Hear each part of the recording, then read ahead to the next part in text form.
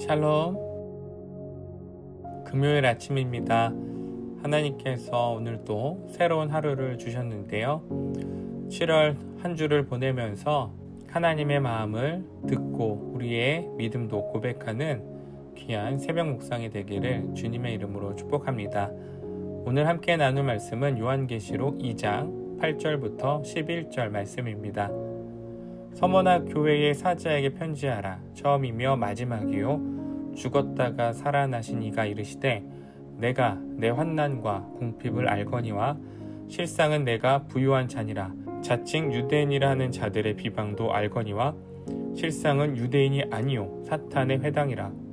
너는 장차 받을 고난을 두려워하지 말라. 볼지어다 마귀가 장차 너희 가운데에서 몇 사람을 옥에 던져 시험을 받게 하리니 너희가 10일 동안 환난을 받으리라. 내가 죽도록 충성하라. 그리하면 내가 생명의 관을 내게 주리라. 귀 있는 자는 성령이 교회들에게 하시는 말씀을 들을지어다. 이기는 자는 둘째 사망의 해를 받지 아니하리라. 아멘. 요한계시록에 등장하는 두 번째 교회 서머나입니다. 서머나는 기원전 약 1000년경에 건립된 도시였습니다.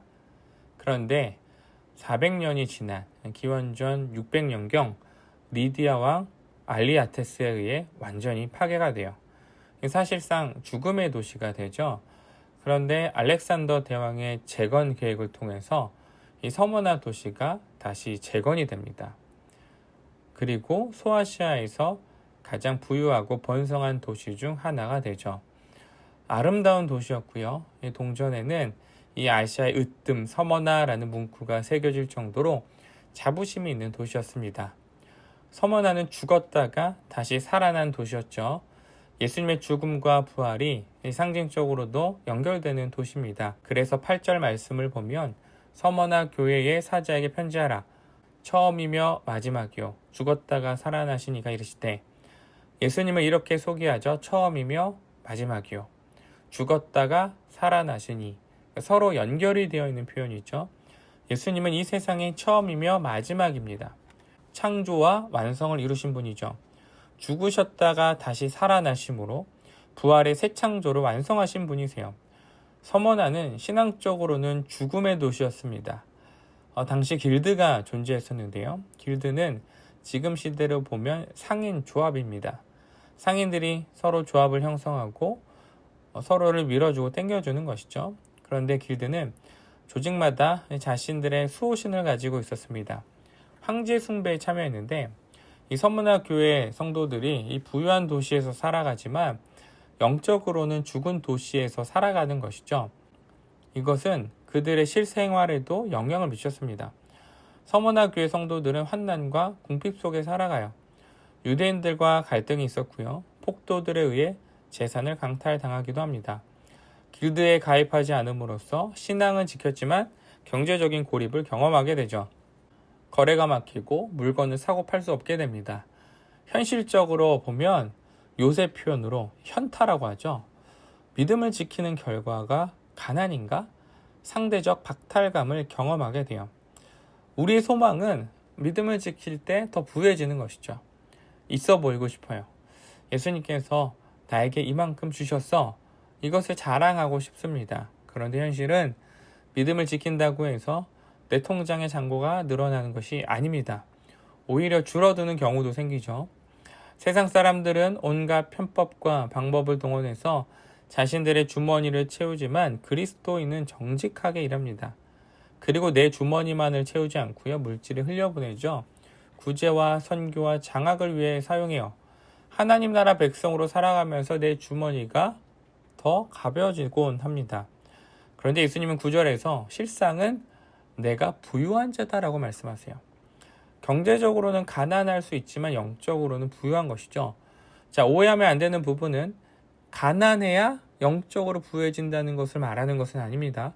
성경이 말하는 부의 개념은 세상의 것을 채우는 것에 있지 않아요. 예수님과의 그 관계 안에서 주어지는 영적인 채워짐입니다. 이것을 말하는 것이고요. 하나님 나라 안에서 빛소금의 모든 성도님들은 부유한 분들이죠. 말씀 안에서 예수님과 교제하고 이 기도하면서 하나님 안에 머뭅니다. 세상이 채우지 못한 영혼의 갈급함, 하나님을 통해서 채우심을 경험하죠. 그러니 우리는 나는 부유한 자입니다. 이를 고백하면서 세상에서 살아가는 거예요. 그러나 우리의 고백과 다르게 고난이 우리를 기다리고 있죠. 10절 너는 장차 받을 고난을 두려워하지 말라. 볼지어다 마귀가 장차 너희 가운데에서 몇 사람을 오게 던져 시험을 받게 하리니. 서머나 교회 성도들은 고난을 당하고 있었고요. 예수님은 이들이 10일 동안 환난을 받을 것이다 라고 말씀하십니다. 문자 그대로 10일 동안만 환난을 당한다는 것은 아니고 이 10일의 고난은 다니엘과 세 친구가 받은 이 환난과 시험을 떠올리는 장면이죠. 다니엘과 세 친구는 믿음을 지키기 위해서 바벨론의 왕 느부갓네살의 상에서 내려온 음식을 먹지 않습니다.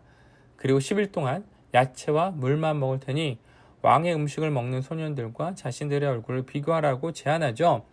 다니엘과 세 친구에게 10일은 하나님을 완전히 신뢰하면서 견뎌내야 했던 고난의 시간입니다. 그리고 이 시간이 끝났을 때 다니엘과 세 친구는 더욱 아름답고 윤택한 하나님의 백성임이 증명이 되죠. 서머나 교회 성도들에게도 고난이 있어요. 어려움이 있죠. 그런데 이 고난은 영원하지 않습니다. 끝이 있어요. 그러니 예수님의 명령은 내가 죽도록 충성하라요. 원문의 의미를 좀 더 살리면 믿음을 포기하지 마라. 죽음에 이를지라도 믿음을 지켜라입니다. 왜냐하면 믿음을 지키는 자에게 내가 생명의 관을 주리라. 이 생명의 관은 꽃으로 만든 화관이에요. 이 화관은 누가 쓰는 것일까요? 보통 운동선수가 경기에서 승리했을 때 지금은 메달과 트로피가 주어지지만 이 마라톤 우승자들이 화관을 썼죠. 믿음의 마라톤은 결승점이 있어요. 끝이 있죠. 예수님께서 기다리시는 결승점입니다. 이 생명의 관을 들고 우리를 기다리고 계세요. 사랑하는 우리 빛소금 성도님들이 이 믿음을 끝까지 지키기를 소망합니다. 서머나 교회는 죽도록 충성하며 칭찬만 받은 교회였어요. 어떤 책망과 질책도 받지 않습니다. 이유는 무엇일까요? 믿음을 지켰기 때문이죠. 오늘 하루 하나님께 믿음을 지키면서 칭찬받는 빛소금의 성도님들이 되시길 축복합니다. 우리를 무너뜨리려고 하는 세상의 공격에 흔들리지 않고 생명의 관을 향해 오늘도 함께 달려가기를 축복합니다. 기도하겠습니다. 하나님 감사합니다. 오늘도 말씀을 통하여서 죽도록 충성하라 라고 말씀하신 그 예수님의 명령을 우리가 따르길 소원합니다. 세상의 위협과 어려움 속에서 믿음이 흔들리지 않고 살아가기를 소망합니다. 그리고 이 믿음의 경주가 끝났을 때 예수 그리스도 앞에 당당하게 하나님 믿음을 지켰습니다. 예수님 내가 주님만 바라보았습니다. 이것을 고백할 수 있는 우리 빛소금 성도님들이 되게 하여 주시옵소서.